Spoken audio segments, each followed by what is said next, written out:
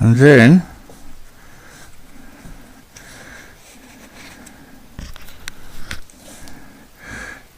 it's all marked top dead center when the rotor arm is pointing down that way. This is just an old distributor just to show me which way I'm going. I've squirted a little bit of oil now down these heads. Now I'm turning it this way because that way it's anti-clockwise, you see.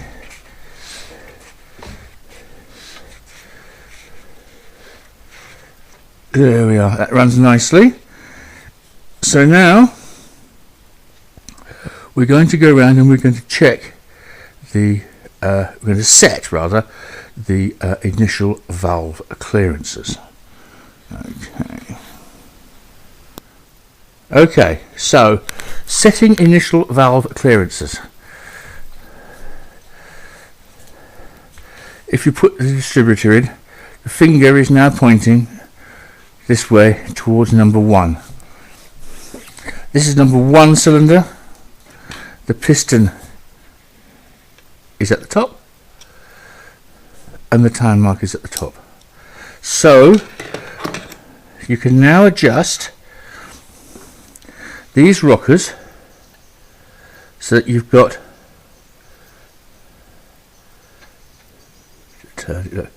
push there, right, until you've just got contact. Do just contact, and again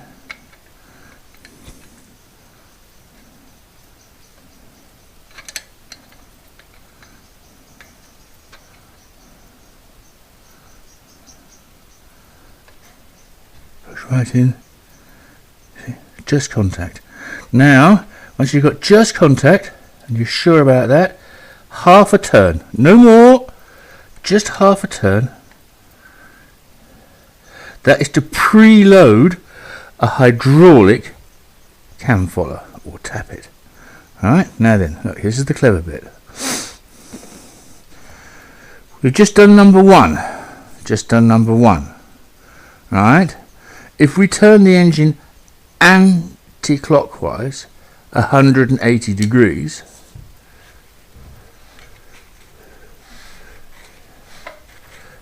like that, dead handy on a Beetle engine, clutch bolts line up with 180. That means we're now at number 2 valve position, which is this one, so that we can do exactly the same thing. Just check that we do indeed have, see, hold it down, make sure you've got contact, and then contact plus a half. Same thing, contact plus a half. Right? Then once you're happy with that, you can then, again, pulling it towards you, look. Right? That's anti-clockwise, another half turn. No, I'm just lining it up here. Okay. And now we're going to go over and we're going to do number 3 cylinder. Exactly the same thing. We just back off all the way about there. This one as well, the same.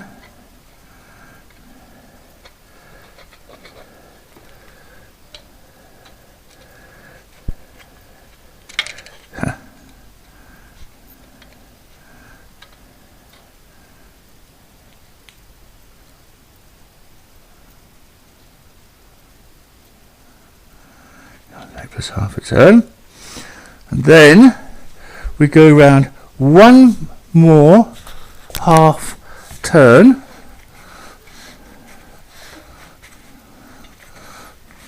to there. Look, you see, here we are, all nicely lined up on 180, and then we can set cylinder number 4, set valves number 4. Yeah, you see, it's as easy as that.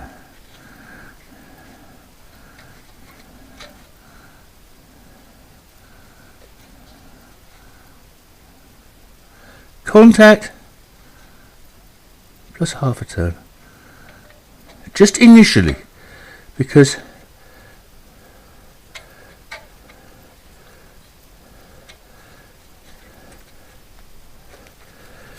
there we are, half a turn.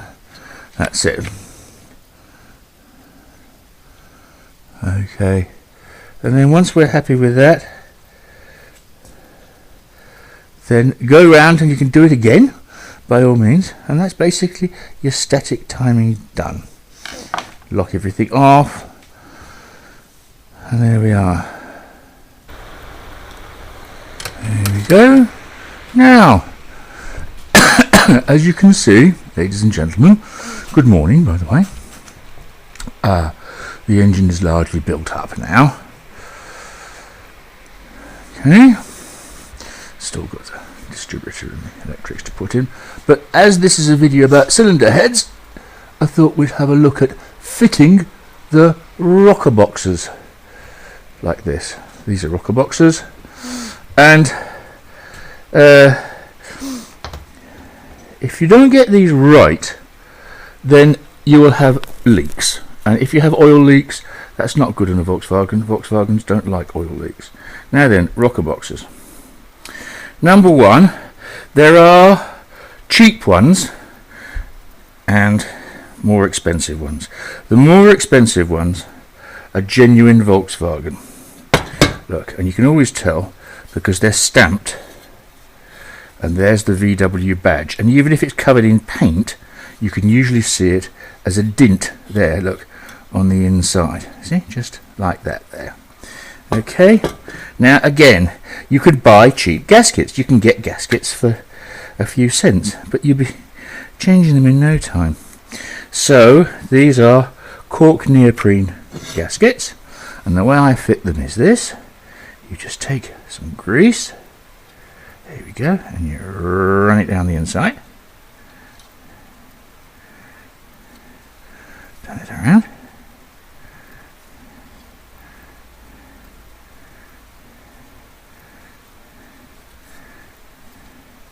okay, coming around the kind of thing now.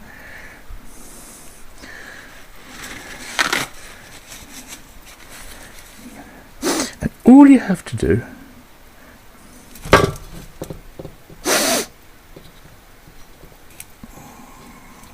is bed the ceiling nicely, no more, and it'll be slightly curved here. That's deliberate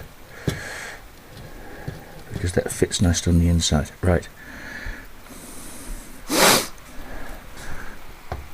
do it again.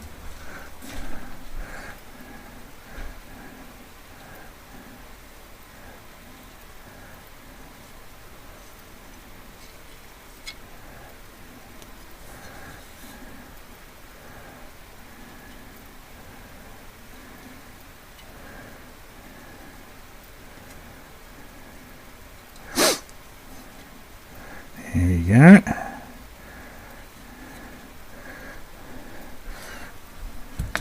Okay, and exactly the same thing. Right? And that's just there, ready, in place, ready to put on the cylinder head. Now, before we put it on the cylinder head, let's have a talk about rocker boxes and wires. Right. This is the wire that goes on the rocker box and comes up. Now, there's two ways it can go on. If it goes on this way, can you see it's smiling? And if you put it on that way, it's sad. Do you see what I mean? Smiley and sad. It wants to be sad. Also, the wire itself must be in good condition. Look at this one, look. There you are. Can you see that's all worn away, so that it'll either break off or it just won't sit tight, and if it doesn't sit tight there will then be a leak on the gasket, and away we go. Rocker boxes. These, look, that one there has been got off with a screwdriver. Look, on both sides. That's a bit of vicious vandalism. There's no need to do that. I'll show you how to take them off. You have to use a very highly technical piece of string. So I'll show you that in a moment. Now I'm going to get this in position. I'll just carry on videoing. Be a long take. And on the comfy chair, I don't do struggle, I'm too old to do struggle. Now as you can see, everything's all looking quite pretty. Alright, we've checked everything down, everything's all been torqued down, it's all been done nice and neat and tidy. You'll be going in here again, don't worry, because once the engine's set up and run, then you have to reset the tappets. Now then look, that fits on there. Nice like that. And then all you have to do is push the wires up. And what I do is I just give it a little tap just to get it happy. Talking of happy, you can see the wire is looking sad, right? And in future, no need to use screwdrivers and the such like. You just have this in your toolbox, and when you want to take the rocker cover off, you just go 1, 2, 3, pull. And you know, what could be easier than that? Okay, put that down there for the moment. Right, I'll carry on getting this set up, and I'll show you these cylinder heads again once the engine is running, I suppose. There we are. Bye for now. Right, a little bit noisy.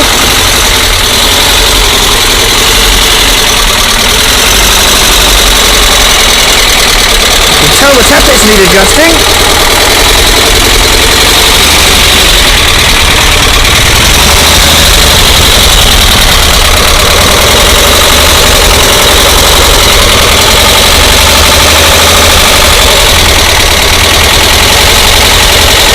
Hot air.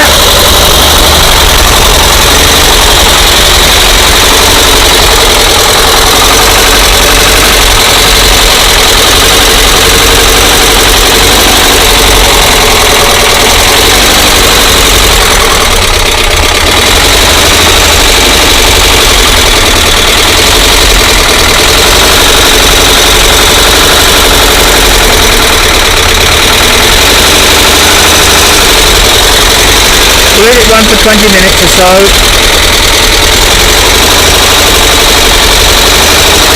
And then we can start setting the tappets.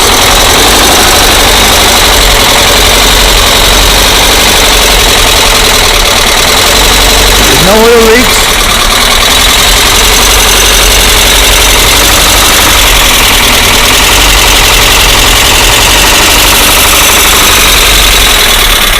And what I'm very pleased about, nothing.